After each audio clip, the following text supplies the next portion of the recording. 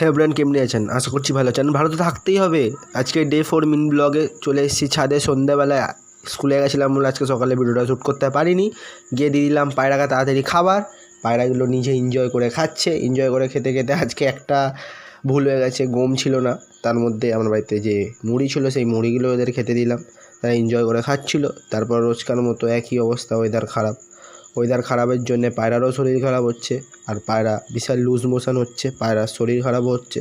তো আজকের মিনি ব্লগটা এখানেই শেষ। ভালো লাগলে প্লিজ একটা লাইক করে দেবেন, আর সাবস্ক্রাইব করে দেবেন, ভাইকে একটু সাপোর্ট করবেন। টাটা, বাই বাই, দেখা হবে নেক্সট ভিডিওতে।